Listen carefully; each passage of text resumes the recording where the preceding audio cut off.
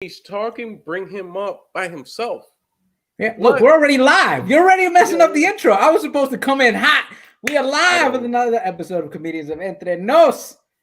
You guys know this co-host right here, the hilarious, the adorable Orlando Leyva, HBO half hour, still streaming on HBO Max.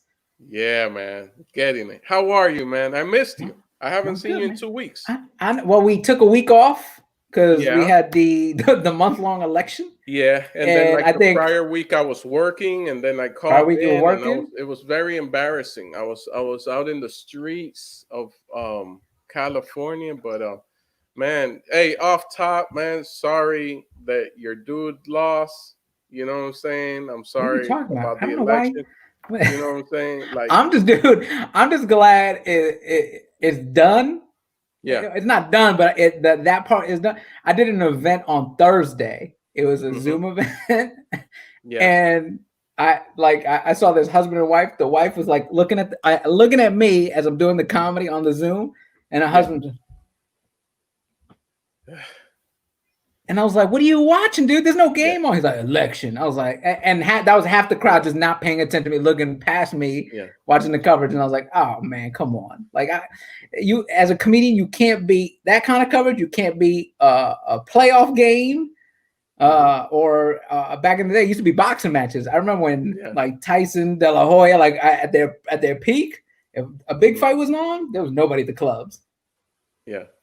I was good. I just, you know me. You already know me. I just now got back on social media. I'm back in it, baby. Look at that. What's up, guys? Kid and Play. They're talking about the hairdo. Oh, man. Thank you. Don't be jealous. Anyway. Before we bring in our guest, I'm excited to talk to him. This dude, he's been in the game for a while and just hustling on all fronts. I do want to talk about a little article that came out today. Yeah, I know I sent it to you, but I know you don't like to look at stuff right away. It is the top 10 comedians to put on your radar, Latino comedians on People en Español. As you can see right there, our sister Gina Brion is number 1, which I was excited about. I was like, look at her, Gina getting some shine. It was a lot of Entre Nos Familia. Number 2, Mark Vieira. Look at that dude right there. Look at that, right? Number 3, Shayla Rivera, who just dropped her special. It's not rocket science. Playing right now. It's on HBO Max. On HBO Max, along with ours. Here's where I got the issue, Orlando. Number 4. Yeah. What happened? He's not a comedian. Who's this guy? This is the grown man on TikTok who is not a comedian. I tell you, I don't read most of the stuff, but that I find this very suspect. Like, very suspect. You know what I'm First saying? of all, I don't like that he's up there dressed like a vice principal. He looks like the vice principal walks around, says hi to all the kids. 100%. That is vice principal middle school vibes right there. Yeah, right there. He's got a lot of keys. You can hear the keys jingling. He might have a limp too. Hey, what's up, everybody? Everybody have a good weekend. He got that. He's the cool one. He's the cool.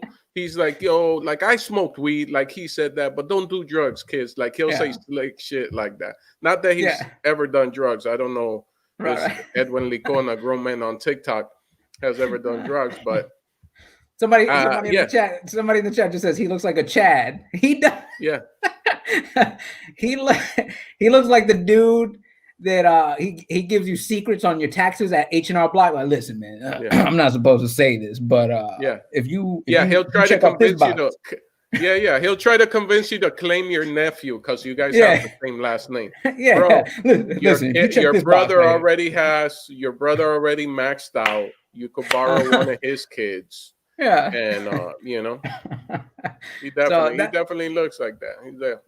I got don't issues know. with this I'm list. confused about it. You got issues, but what are your issues, man? He's not even a comedian. No, I don't care about the. But look at that title, my dude. Edwin. I know. Mastermind. Mastermind.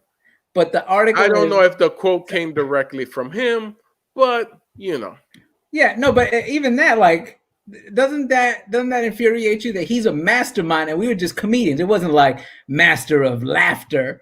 Hold up. He's chiming in. People in Espanol must follow me on TikTok. I'm killing it there. Like, I don't like his attitude right now. That's vice principal energy right there. Guys, I'm on TikTok. I'm cool. I Snapchats. See, somebody 100%. Say definitely the head of H&R. How do you feel about this list? It just came out today. I didn't know anything about it. What number are you? I'm excited because it gave a lot of shine to the Entre family, man. Like everybody that's been working. Number 5 was our brother Nick Guerra, who also has a half hour. I send it to him. When you send it to me, I send it to him because Nick is like me. He's like, "What? We came out on what? Number 6? What? Look at that guy right there." I don't like that they went into the archives and pulled the baby face picture. It looked like I just got out of high school there. Look at that, the smooth skin. You don't see any of the age on that. Number 7 was Marlena Rodriguez, who did the About Last Night taping with Kim Congdon.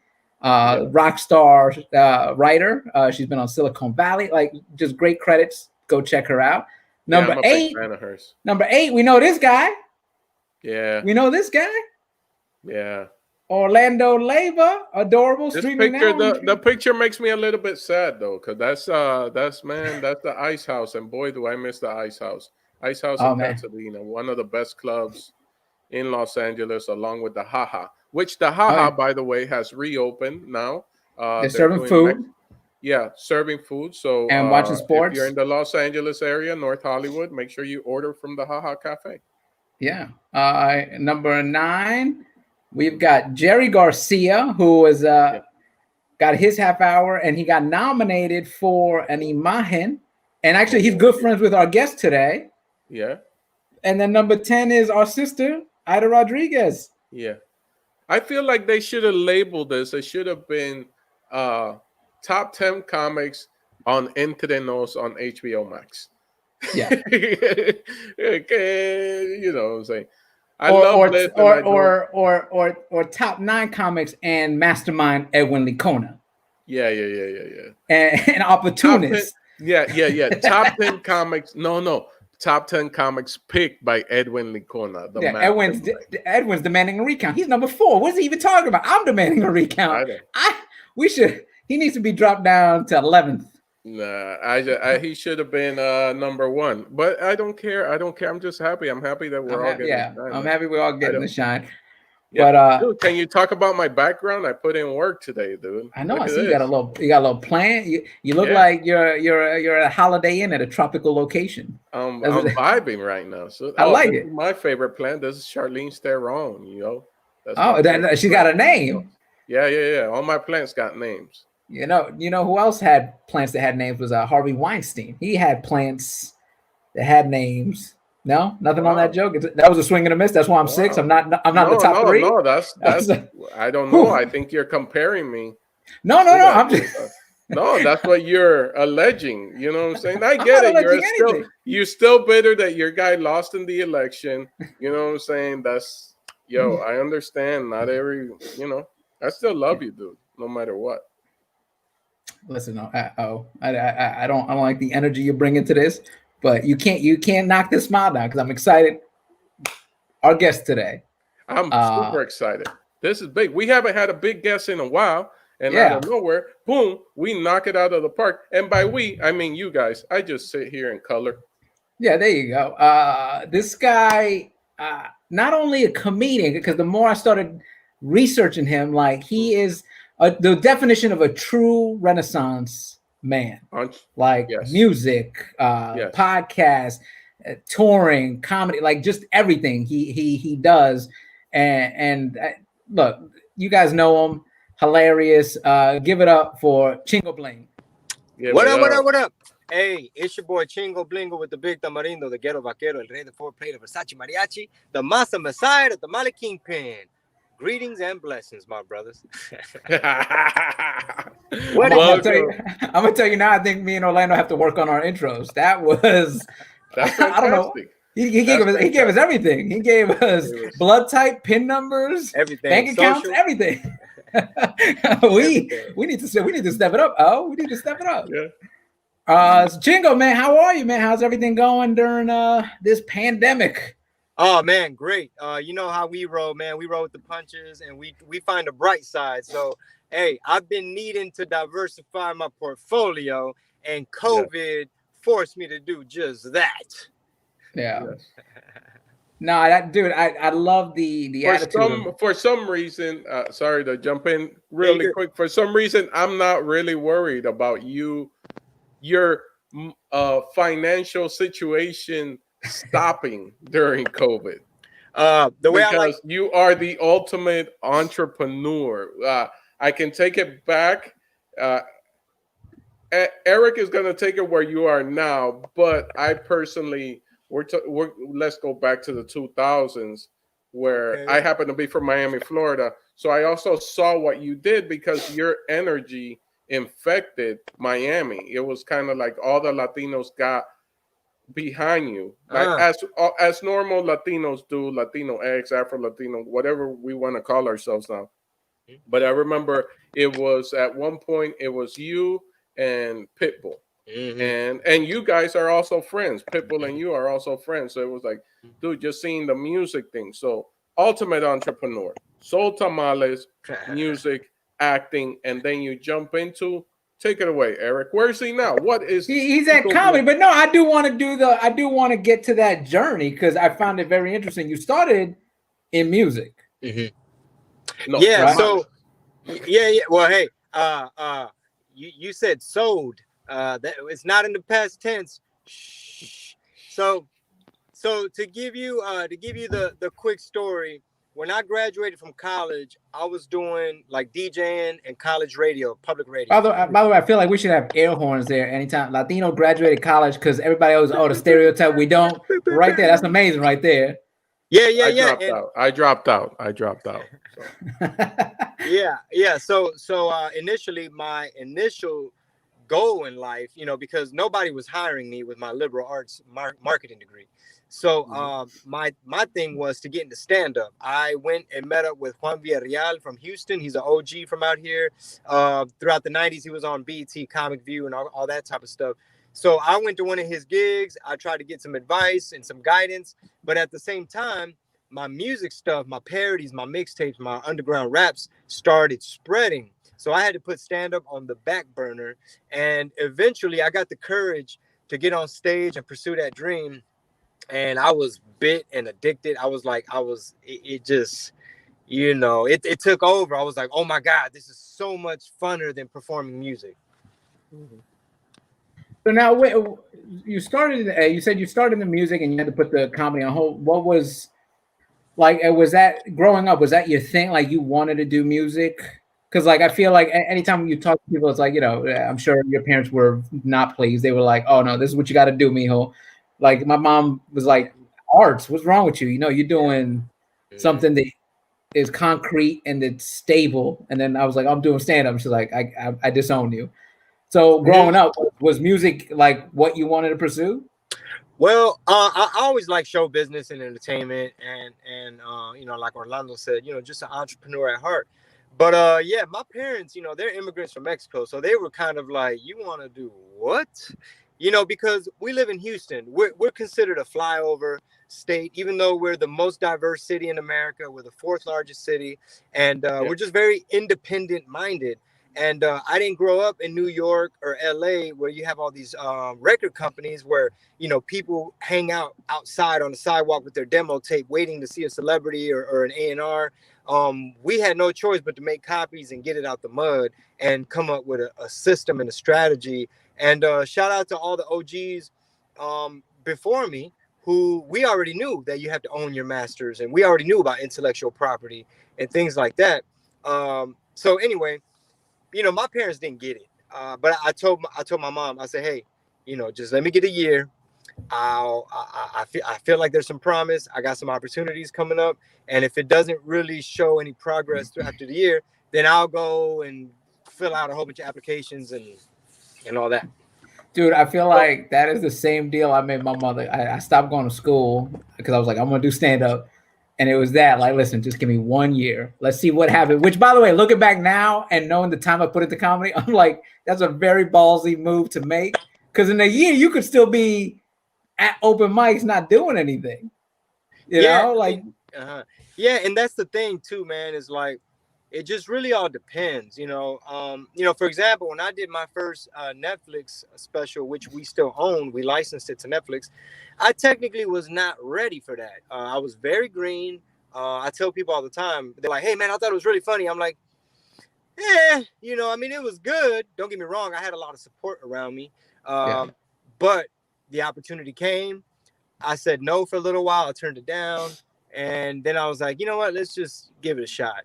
But that's the thing. It's like, you never know, man. You never know. Like some of these open micers and stuff here in town, some of them progress really quickly, and before you know it, they start featuring for somebody, or before you know it, they win like a contest, or like funniest in Texas or something.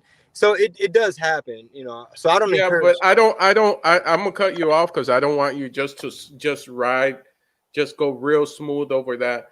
As we stand here right now, as we have this conversation, you have a special on Netflix, okay? And I believe your music background, your Houston background, because being from Houston, everybody I know from Houston figured it out quick. It's something in the water there. Shout out to the OG J Prince, because I think he laid out the blueprint for everybody. Yeah. But Chingo, like, my dude, you went out there and you did it so smart. You grabbed two great comics. You grabbed Jesus Sepulveda and you grabbed Jerry Garcia. You surrounded yourself with them. So that's why people are telling you, man, it's good. Because you didn't decide to come out there and you were like, yo, I'm gonna give you guys 1 hour of Chingo Bling. You were like, Chingo Bling presents. These are the comics that I like. These are my brothers. And here's some of my funny stuff. Yeah. And I was so proud. And now that you said the magic word, that you own it and you licensed it, my guy, I'm celebrating you. Yes, I am. And that's why it is no longer streaming on Netflix. Their license has expired, so it's a free agent. It's a free agent. So we're currently strategizing to see how we're going to repackage it and re-roll it out, or what we're going to do. That's awesome, man. And now, how has everything been for you? Because I know for a while you were touring heavy, man. Now, you know, we're in these COVID times where a lot of clubs aren't doing shows anymore. Yeah. Like, how have you been dealing with that? Have you been doing Zoom shows? Have you been doing stuff online, or no? No Zoom shows. But just to contextualize all of that, I was scheduled to live in Los Angeles with my family and the nanny for 10 weeks straight. We were doing everything from Brea to Hollywood to Oxnard to Ontario to San Jose to San Diego, and obviously COVID kind of wiped all that off the table. Yeah. And California's laws and California's governor, they rode different. So while in Texas, I was doing shows at 75% capacity. I was able to get a haircut. I'm able to eat at a restaurant. My friends in LA are like, dude, we can't get haircuts. There's no club open.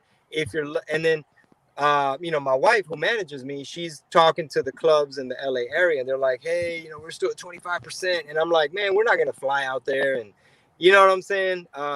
So thankfully, our governor really was just aggressive to try to protect the economy. You know what I'm saying? So it was definitely a curveball, and it was this time period really tested us. I think it's a season where it forces us to be introspective, and you got to look inside yourself.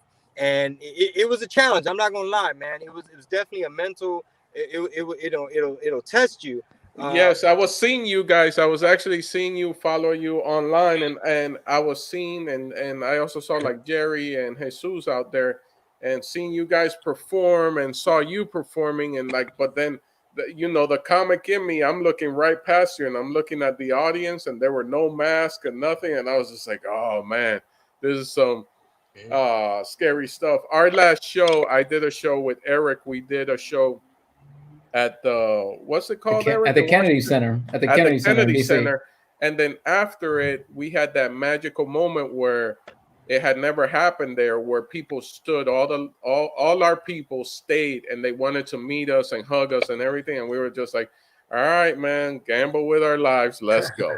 You know what I'm saying?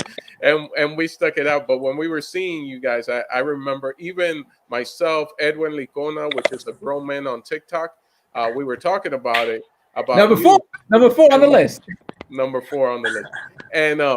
and we were talking about you, and we were like, oh, man, Chingo's doing shows out there. Did you see? And Edwin was like, yeah, nobody was wearing a mask, bro. And like, we were worried about you guys, but I'm glad nothing has happened, bro. Well, I will say this, and this is kind of inside baseball, but I have to give credit to the owners of the Texas Improvs. They took every precaution. You know, they complied with the proper capacity. It was like no paper menus. Everything was QR code. All the servers had masks. They had hand sanitizers on all the tables. Some of the clubs had plexiglass, like cubicles, and it really screwed up the vibe. But like I said, man, they managed those clubs really well. And, you know, I didn't do meet and greet. I wasn't shaking hands. I wasn't taking pictures. I wasn't hugging. All I was doing was talking shit, excuse my language, into the microphone. So, yeah, man, you know, it's all about risk mitigation. You know what I mean? Obviously, you don't want to be breathing all over. Those are some big words. What does that mean? What was that? You know, it basically I dropped out. I didn't graduate like you guys. It means this, man. If you're 80 years old with diabetes, stay your ass at the house. If you're a 25-year-old server and you have mouths to feed, go to work. You know, but like put on a mask. Always wear a mask. Yeah, unless you know you're outdoors, you're in sunlight, because UV light kills all viruses. If you're still able to maintain 6 feet apart, don't allegedly. You got to say allegedly when you say UV light kills. Allegedly. No, it does. No, it's just legally. I want you to protect yourself, brother. You don't want people like Dr. Chingo Bling said. Because you started off saying with a marketing arts degree, so there wasn't doctor. So allegedly. So asterisk. So you know, I lost my train of thought, but basically, man, you know, risk mitigation. As long as you're risk mitigation. I'll put it to you like this.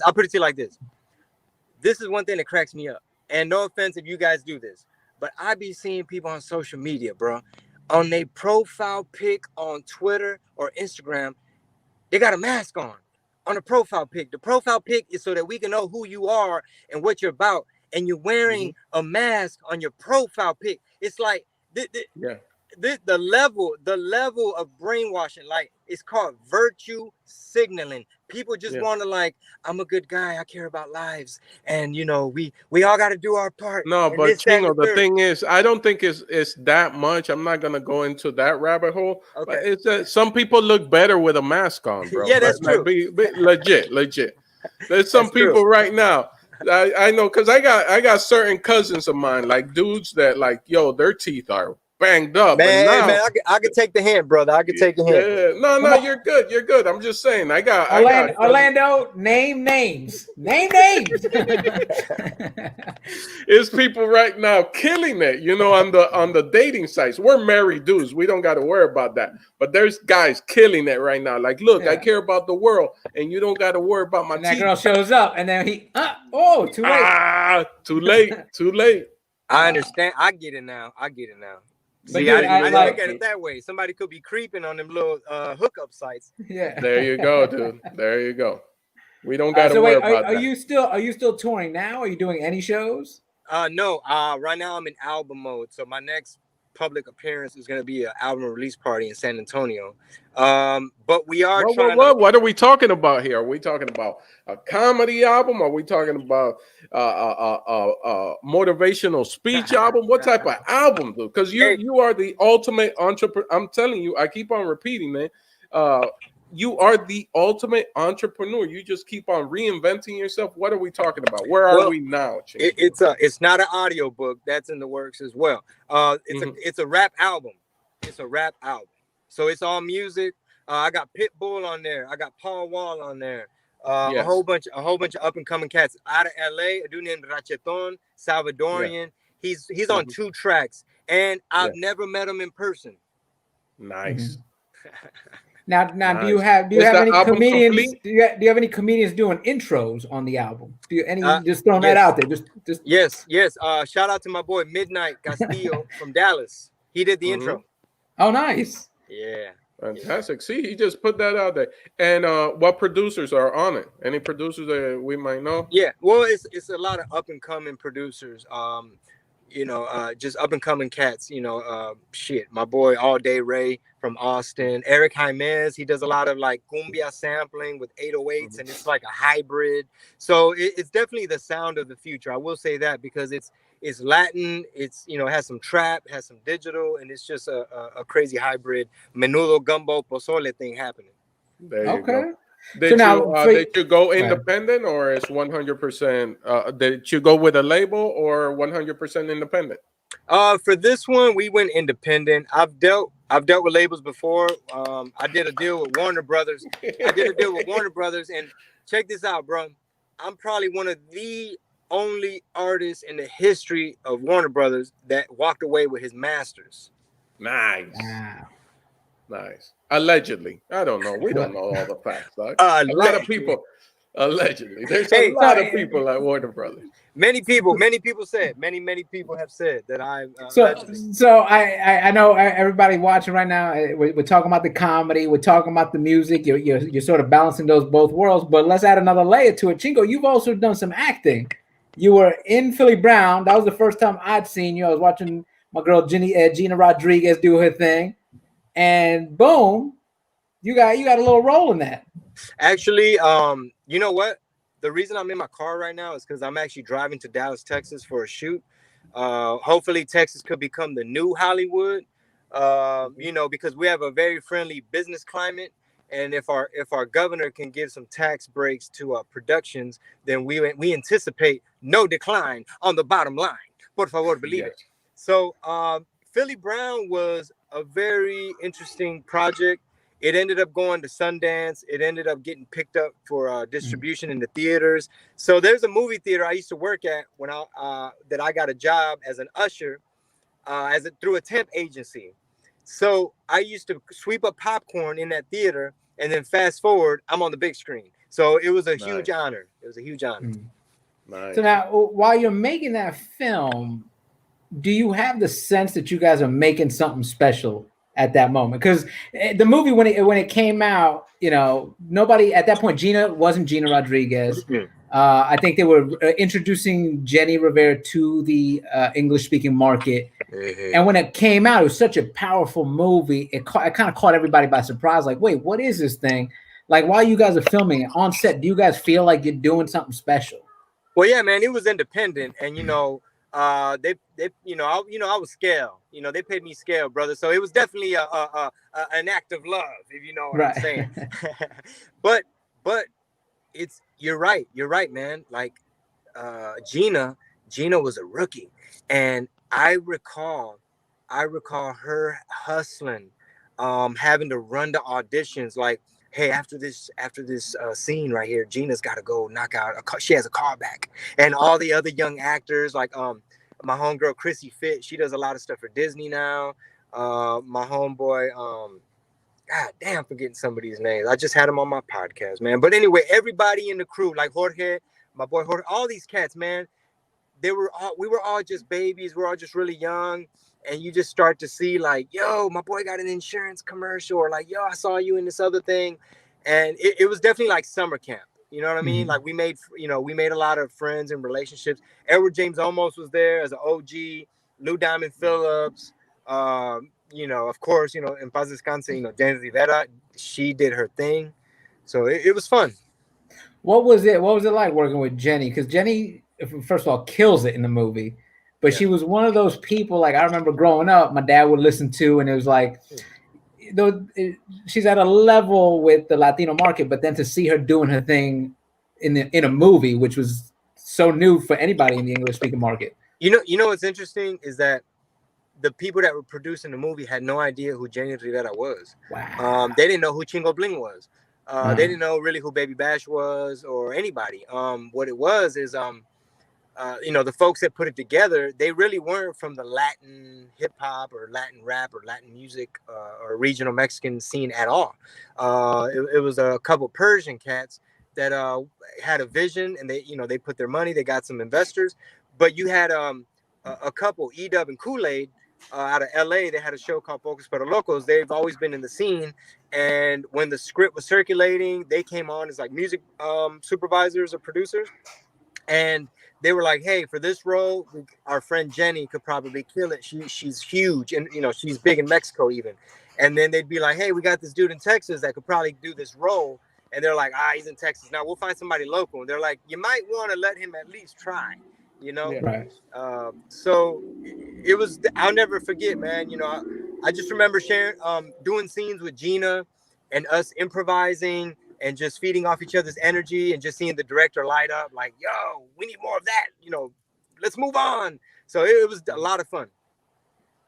That's awesome. So now what's that? Is that acting something you want to keep pursuing? Well, I mean, I really enjoy it. I really enjoy the craft. So that's something that I'll never close the door to, only because I love it. Like I said, man, I'm headed to knock out a short film in Dallas this weekend. Actually, I just did an audition, which is voice work, a cartoon. So that's really fun because I can do it from home. So I'm hoping that goes through. Hilarious. So now what do you see in the future for Chingo Bling? Because man, you do a little bit of everything. What's the ultimate goal for you? Like you would love to do, boom. Okay. TV show? Is it a reality show? Is it a double album with what is it, man? Or is it just being behind the scenes and becoming a billionaire and just producing and get those mailbox checks? Yeah, I would say a combination of all of that. I definitely want to focus on a lot of my businesses that don't have my name or face on it. I will not be beholden to anybody. I've never been one to like be a follower or be you know what I'm saying, like have nobody tell me I can't do something, tell me I can't say something. Because one thing the hypocrisy that I see a lot of times, man, I'm not saying all of Hollywood, but sometimes they preach multicultural diversity. They preach diversity, but a lot of times they don't want diversity in thought. So I don't know if y'all saw, man, they tried to give Eva Longoria a hard time for I don't know what. They twisted her words up, but that's neither here nor there. I definitely here's but my dream. It was also, I believe, with Eva Longoria, it was like we have so many people that can speak on certain topics, but they chose to go to her. Not that nothing's wrong with Eva Longoria, but it's like, dude, we have political scholars in our culture that could sit there on MSN, CNN, and Fox, but they never get contacted. It's like, oh, let's go to Eva Longoria. Go to the reason and it was just like the reason is a word called clout, which is you have the average low information consumer gravitates towards celebrity opinion. Yeah, you know what I'm saying? So a lot of times they just know some people just have more influence, and it's a very. And I'm also coming from the angle of every other expert that they have on there. Sometimes I've never even heard of them. So and so from the Harvard, he's a fellow at Yale, economist, blah blah blah. Yeah, economist. Yeah. And I think they should do because right now, across the board, I think on all news media, especially with the election, we haven't been represented, and now they're starting to figure out like, I still can't understand it's 2020 going on 2021, and we're not all the same Latinos. Like, they're not all Cubans. They're not all. Yeah, they're not all Democrats. They're not all like. Yeah. And you know what, man? I'm a lifelong Democrat. I voted Democrat all my life. But sometimes, opinions evolve, and, sometimes you do a little research and you're privy to certain things like the economy or climate, and you start to kind of look at, maybe, the news sometimes be lying. So, but let me go back a little bit, man. My dream, my goal is this. My main job is trying to be the best husband and father I could possibly be. I'm trying to buy. Hey, man, I'm trying to live the Texas dream. I love this freedom. I love this freedom we got out here. I'm trying to get me some land. No state income tax. Man, we're going to be out there shooting guns, hanging out, just trying to raise my daughters properly. Hopefully we have another soon, God willing. And that's really my dream, man. It's like, I don't want to have to get on an airplane all the time. I love performing. It's addicting. I love the, my ego loves the attention and loves hearing people like clapping, and I love making people laugh, and I love writing jokes and telling my story. But at the same time, man, I'm 41, and we're trying to have this land out here, shoot these guns, shit. And if you go out, you want to do it because you want to go out. Go on the road, you want to do it because you want to go on the road, and maybe there's a football game that you want to see in that state, so you'll do a show and catch the football game. I'm just imposing my dream on you also. This is exactly how I think. Hey, man. Hey, that was very persuasive. You planted a seed, brother. I was like, you know what? He's right. That's how I want. That's how I want to route all my touring. All my touring wants to be around football game, baseball games. Hey, side note, NASCAR competitions. I like NASCAR here and there, especially the finals in Homestead. Finish off with NASCAR in Florida. I'm an individual. Us Latinos, we come in different shape, forms, and different thoughts and mentalities. Yeah, absolutely. And guess what else, man? Like the job that we have, and that Edwin Lacona is number 4 in. Stand up. Yeah. Dude, stand up comedy. What we do, brother. You already know. It is the most amazing job. Because when people come up to you after the show and it's like, oh my God, I was having such a crappy day, bro. Thank you. You did your job. I needed that. We laughed so hard. My face hurts. That is our payment. However, moving forward, it might have to be one of those things where it's like, if we ain't doing a theater, you know what I'm saying? I don't know if I'm going. Exactly. Only because another thing too is sometimes, man, the process that I'm in right now is I literally just shook the box of my fan base, and I'm in the process of expanding my appeal. I feel that sometimes our ethnicity, our identity boxes us in at times. For example, my career, I've been beholden to what's the word? Like you go in the Latino box. If you're gonna be a rapper, we're gonna have you over here with we're gonna have a meeting with Wu-Tang Latino or Rock La Familia or who else has a Latino subsidiary? And it's bad boy Latino. I told Puffy, no can do, no way, Jose. Everyone's like, man, how could you turn down P Diddy? I said, hey, I wasn't gonna be on Bad Boy. I was gonna be on Bad Boy Latino. So with that being said, I shook the box of my fan base, and anybody that's not going to be down with me moving forward, I don't want any more closed-minded people that are going to be, calling me names or feeling like they could cancel the GOAT. You can't cancel the GOAT. So, hey, we're expanding the base moving forward because I'm also an adult, old man on TikTok. Moving forward, people are going to say, Chingo, how do you have so many Asian fans, white fans, black fans, old couples, young kids, babies? Dude, they recognize, it's the kids. My kids recognize you. I've never heard of you. That's going to be the narrative. It is it's not going to be, Chingo, you shouldn't say certain things. No, I'm an artist. What happens a lot of times, man, is artists get complacent and they end up just preaching to the choir, and they no longer try to persuade. And our job as comedians, as you know, I'm talking to y'all already know, but to everyone watching, it's our job to find the edge. It's our job to figure out how far we can go. We can't be predictable. We can't be safe. And a lot of these artists that are predictable, safe, and complacent, they're internally conflicted. They have to go to bed at night and be like, man, my shit is lame.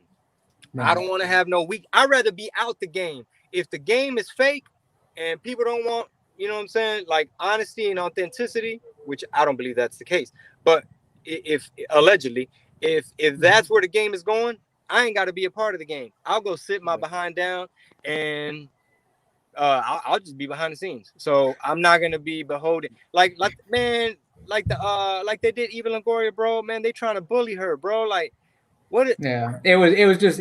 I wouldn't even say it was just a misplaced butt. I know what she was trying to say, but the society has become this almost like a double Dutch. Like they're all waiting to jump in and try to cancel people. Yeah, everybody, it's like give her a second to explain herself. Yeah. Give her a minute.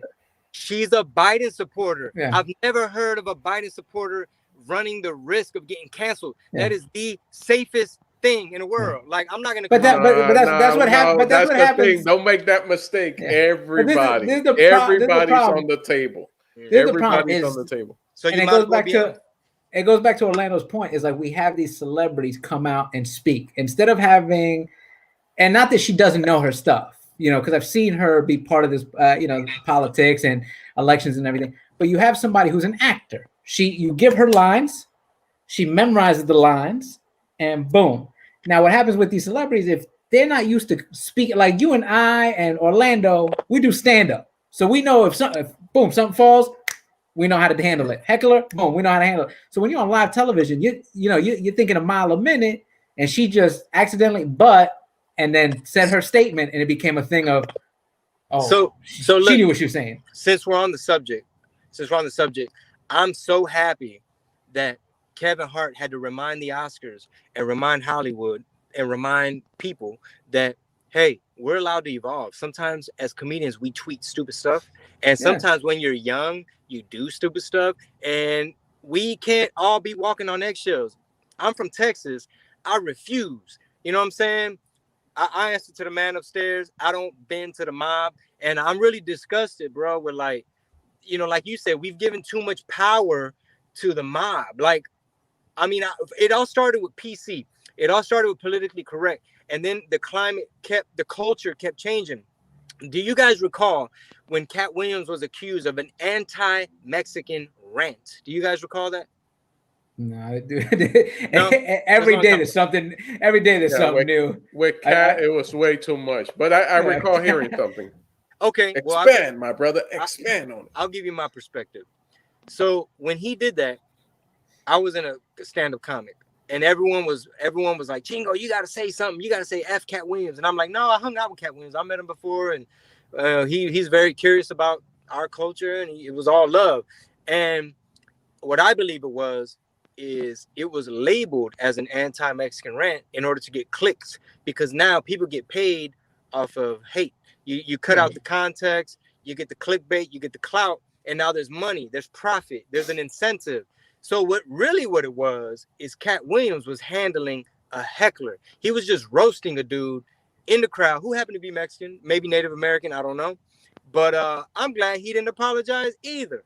Oh yeah, no. There's a lot of the leaders that are out there doing it. Like I look towards Chappelle because he's on the front line and he's just saying whatever he wants to say and not apologizing for anything.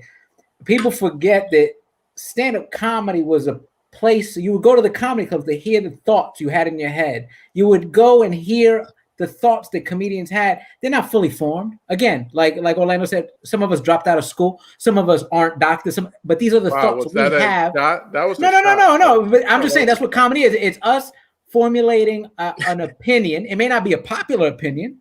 It may just be a thought. It might be an idea. Yeah. Oh, you ever notice how this group of people smells funny? Like it's just an idea. And now I'm going to talk about it. It's very taboo. And we're gonna discuss this together and find the funny in it. That's what stand-up comedy is. We're gonna take this topic. I'm gonna find the things that we don't talk about in public, and that's what stand-up comedy is. That's what Hicks and all them did. That's what Lenny Bruce did. Like that's where it formed from. Like if you listen to Eddie Murphy's old specials, in the first 10 seconds you're offended, but that's just a kid at his age at that time. Hey, different culture, different time. Yeah. Hey guys, this is hilarious to me. Listen, Chingo, because I'm looking at the time. There's something real important that I want you to put out there, because it's not every day that people get to talk to someone like you or see someone like you and have you in this type of environment. What would be your advice for that person, that comic, that musician, that rapper, on how to stay, how to be able to do it, how to stay independent, how to be an entrepreneur? Because one of the things I do admire about you, and I really mean this, is that flexibility, that whole thing. You you're that dude, and this goes back to the 2000s. You've always been that dude to me that is like, yeah, I'm doing music, but like you said earlier tonight, you said, I want to expand the businesses that don't have my name on it. What does that mean? Can you explain? Can you share that advice? Yeah. To answer that question, it just comes to diversification. You don't want all your eggs in one basket. When COVID hit, I had too many eggs in the live touring basket. You feel me? So really, what I mean by behind the scenes is, it's just part of my strategy to still be able to. I want to. Can I cuss on here? Yeah. Okay. One of the most freeing things in the world is having fuck you money. So basically, what fuck you money is basically, I can do what I want, I can say what I want, and I still have a free forum and a free space, and you're not gonna hold anything over my head. I'm still gonna be free, an artist who can still express himself, because last time I checked, we still have the freedom of speech in this country. Happy Veterans Day. So I mean, as you can hear it in my voice, man, I'm very passionate about, my art and just, what the overall goal was, man, from the jump. And the advice I would give any youngster, any artist stepping into this realm is, don't let anyone feed you the fallacy of starving artists. It's a fallacy. You can do both. You can be an artist and get paid. Yeah. So that's one of the biggest lies the devil ever told is, hey man, you're an artist, you got to suck it up. Hey, you're an artist, you can't get paid. Hey, you're an artist, that's how it is in show business. Fuck that. So to any young artist coming up, make sure you have your systems in place. Now, this is where the old school comes in. Your systems, meaning, what's your morning routine? What's your night routine? And make sure you believe in something greater than yourself, so that you know what you stand for, and you're firm-footed, and you approach every business opportunity with all the leverage and confidence that you need to have, because if you're thirsty, you will get screwed. So that's really it. It's just basic fundamentals, like what's your morning routine, your night routine, and make sure you know yourself and you know your price, because they're going to try to figure out your price, Right. So just make sure when you're going into a situation, you fully understand, I'm not going to prostitute myself. You know what I'm saying? Stuff like that. So yeah, definitely believe in yourself, man. All the youngsters out there, show business is a lot of fun, but make sure you educate yourself on the 80%, which is the business side. Right. Yeah, I always tell people when they ask, like, oh, I'm thinking about doing stand-up comedy. It looks all fun and games, but it is business. Exactly what you're saying. Yeah. And if you're not careful, because a lot of people get in and they're just hungry, they'll do any gig. You're gonna get screwed because you're just so hungry to do it and so excited. That's why, like, me and Orlando have sort of created this like ecosystem with comedians, which I love, and I love that you did it with Jesus and Jerry. You sort of took them out with you, and you guys have your own little ecosystem. But we have to talk amongst each other so we know, like, oh, how much did you ask for that? Because I don't want to get lowball. How do you do that? How do you do this?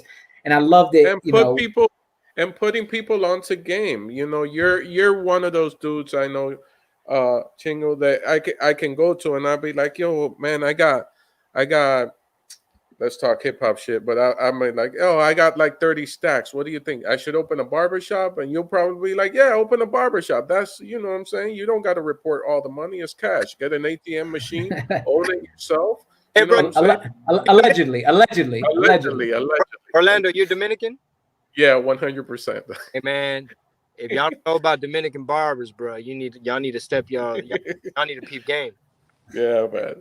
The one takeaway that I do want to retouch on that you said and that I love, man. And you and I have never really met, and one day, hopefully, once this is all done, we can sit down, have a coffee, and chop it up. But I do love that you said, and I hope people watching heard it, was don't get put into this box, because a lot of times they will put you in that box that, oh, you're Latino, you got to go in this box, and that's all you have to offer. And it's not. Like, dude, I started comedy in New York, and in New York, you're just funny. You get in the clubs, you hilarious. Boom, boom, you get on the lineups. And then I came out here to LA and I was like, okay, cool. We got Mexican Mondays. You can do quesadilla Fridays. And you're like, wait, what? I'm funny for everybody, you know, because I want to transcend everybody. I want a white audience, black audience, Asian audience, just like you said. I personally, you know, no offense to anybody, but I personally passed on a lot of those nights because it's like, and it's all right, man. It's all right. It's all right to say no, because sometimes we're so, like you said, no. We're so hungry, we don't know. Yeah. We don't know what we stand for, so we do the dance. It's like, oh, you have to tell this type of story, and you're like, all right, I'm gonna do it. And then you're like, but what happened? Yeah. And you lose that authenticity because you're not authentic to yourself. Yeah, and you just gotta have it in you. You have to have it, you know, like the homie Chingo Bling. This is for people that are listening and are in our world. It's like, dude, don't wait.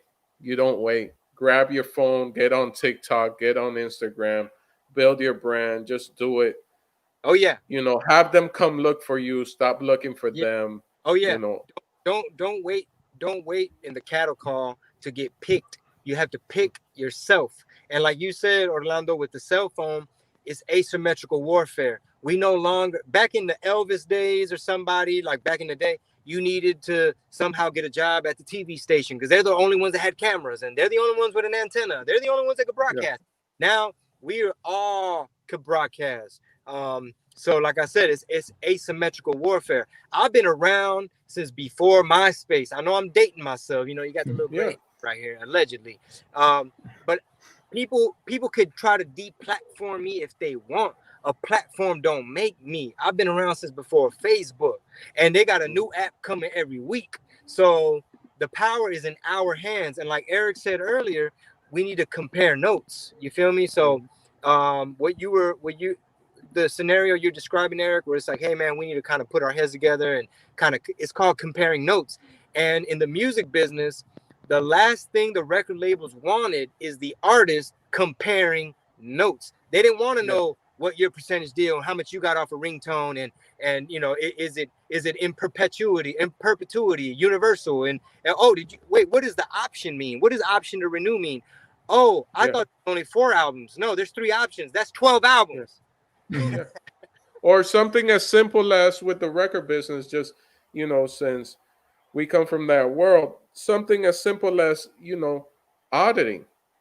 Like a lot of homies that I know that rapped and they never audited their record label.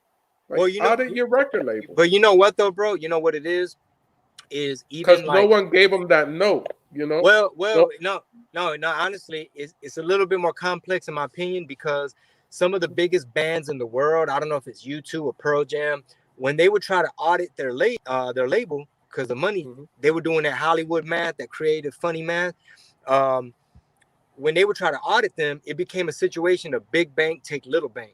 So they had more lawyers, they had more time, and they were using your money to fund the litigation. So meanwhile, they're starving you out and they're smoking you out because there's clauses all in them the music contracts. Yeah. There's clauses. When Little John was getting screwed at TVT Records, when he started producing stuff for Sierra and Petey Pablo, he's like, you know what? Y'all owe me money. And the only answer y'all give me, TVT Records, this is Lil John speaking, right? The only answer they were giving him was basically, hey, you know, this money we owe you, turn in another album and we'll advance you on the next. And he's like, well, shit, you're always loaning me my money. You're always ahead. And so he tried to hustle on the side, but there was a clause in his contract called a courtesy clause, which means all that shit you produce for everybody, we still got to sign off on it. So guess what? We're going to starve you out. You have no leverage and you're going to do what we say, because a broke artist is an obedient artist. Wow. They should have been a mic drop on. We got to get Chingo a mic. I don't think that's a higher. Let's wrap this up. He put a bow on it. Eric, dude, I definitely want to. Hey, bro, I'll get you back on, man. Dude, you dropped some gems here for everybody watching, man. Hey, man, why you think they trying to shut me up? The last thing they want, you're trying to break that box down. That's what's happening. Hey, the last thing they want is for me to start making sense to some of y'all. But dude, thank you for joining us. We definitely got to get you back on, man. And like I said, once this is all done and you're in LA or I'm in Texas, we definitely got to grab a coffee and chop it up. Tell everybody where they can find you. Yeah, man, ChingoBling.com. You know, most of my social media is like real Chingo Bling or something. Sometimes it's official Chingo Bling. Just Google me, man. But I just appreciate everyone that is a future fan, everyone that's been a fan throughout. And thank you guys. And you know what? Me and Edwin Lacona go way, way, way, way back. When he's on TikTok. He's on TikTok. Now he's number 4 on the list. I remember when Edwin was like a hungry Honduran kid from the hood that had a job at a DVD distribution spot, and he was already coming up with plays. He was already a mastermind in the making. So thank you guys so much, man. I really appreciate the platform and the microphone. Thank you. Dude, anytime, you, man. Make sure you guys go check him out. Go find him. He's got the new album coming out on Black Friday, Versace Mariachi. So go check that out. And once stand-up comes back, guys, go see him live. Hey, when I'm going to Houston, when I go to Houston, you're my official check-in now. Hey, there it is. Hey, man. There it is. I'll be your tour guide. I'll show you all the good food trucks. I'll take you to the Dominican barbershops. Whatever you need, my brother. Thank you, man. Same thing here. Man. You come to LA, you got someone out here, brother. Absolutely. You got plenty of people here, but you got another one. Absolutely. Thank you guys so much. All right, man. Safe travels. Peace. That's fantastic, dog. Dog, we just had. Look at me. I'm getting hood. I'm like, dog. We just had Chingo Bling on the show, man. That's fantastic. For me, this was a treat. This was a treat because I got you kept dropping music knowledge on people. Because there's 2 different. There's a lot of layers to this Dominican mango, dog. Thank you, Rail. And then I know Vero. So I found out YouTube was down while we were doing the whole thing. I don't know if you saw me at some point frantically. YouTube was down. So thank you guys for joining. I could tell by your face. Your face doesn't hide. Hey, can I ask you what happened to your nail, bro? Right there, your fingernail. Yeah, dude. I was closing the shower door and I didn't grab the handle. I grabbed the side of it and it just caught my thing, man. But that doesn't stop me from being number 6 on the top Latinx. I lost Edwin Lacona, but I want to recount because how did he get number 4? Yeah, I don't know. I don't pay attention. I don't pay attention to number. I just let my material speak for itself. You know what I mean? Wow. You know what I mean? That's what you're doing. That's what you're doing. Pew, pew. I set the trail. I open up the door. I let everybody come in. You know what I'm saying? Do their thing, and then I just go and I hang out and I eat ice cream. And I talk to random strangers. Oh, is that what you're doing? Is that what you're doing? Yeah. Let people know where they can find you. Happy Veterans Day. Happy Veterans Day. Hold on. I want to see this picture. I want to see this picture one more time. Again, and his lineup. Can you zoom in on it? Because his lineup. Can I? Not hold on. Right. Where did they even get that picture from, dude? This looks like the picture. Oh wait, what happened? I lost the picture. Hold on. It's like the world doesn't want us to make fun of them. No, I'll find it right now. Mark Vieira, Shayla.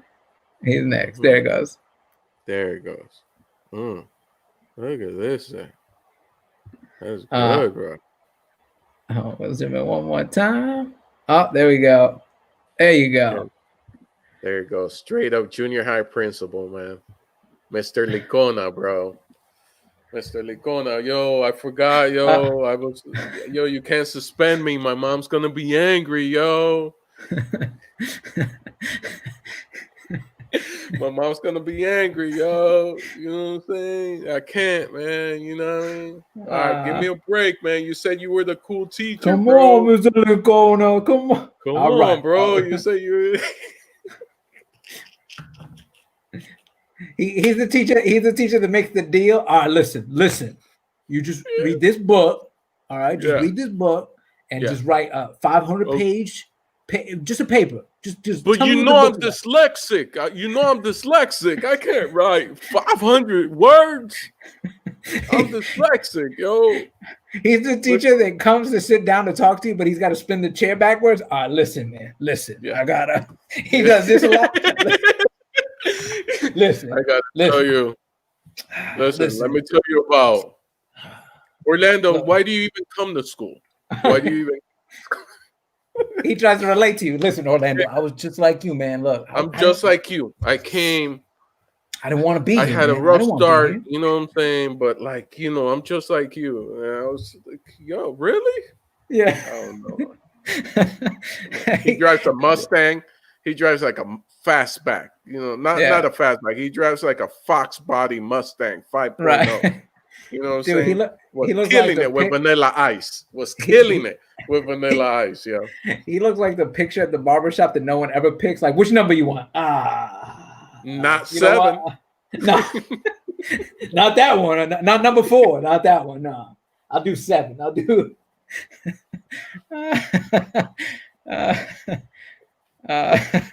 Look, Vero's bringing back memories. I think that was her teacher, Mr. Lincona.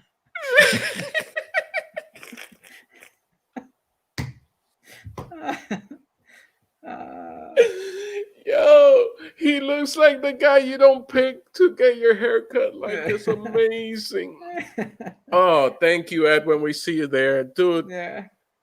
Away from all the comedy, thank you to Edwin Licona, man. Yeah, thank you for Edwin for putting us all on. So much, man. He's a grown man on TikTok, man. Grown man on TikTok. You, like, I got so much love for this guy, man, and you know, I can't express my gratitude anymore, even though now forever he'll be a teacher, a middle school teacher in my brain. Hey, listen, Orlando, we got he does a lot of this. He does listen, guys. Listen. I'm trying to get these waves. Guys, listen. I don't want to be the bad guy. He says that a lot. I don't want to be the bad guy here, guys. Guys, look, I'm on your side. You're forcing my hand. You're forcing my hand. Orlando, your mom works 2 jobs. Do you think I should call her to come in for this dumbness? This is ridiculous. Come on, man. Come on, guys. Really? Come on. A food fight? A food fight. You gotta think before you do anything. God. Yeah. Food fights only look cool on TV. This isn't TV.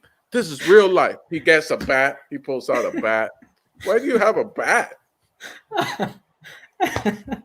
Oh, man. Guys, thank you so much for tuning in. Again, we'll be here again next Wednesday. Follow me on social media at Eric Rivera Comedy. Make sure you go check out our special streaming now on HBO Max. Adorable, super white. Chris says he's wearing J's to relate to the kids. Oh, man. You guys have been amazing. Hopefully you guys enjoyed the Chingo Bling interview. I know YouTube was down. If you missed it, go back and watch it. He does drop some gems for any, comics who are just starting out, people in the music world, people acting, a lot of cool stuff we talked about.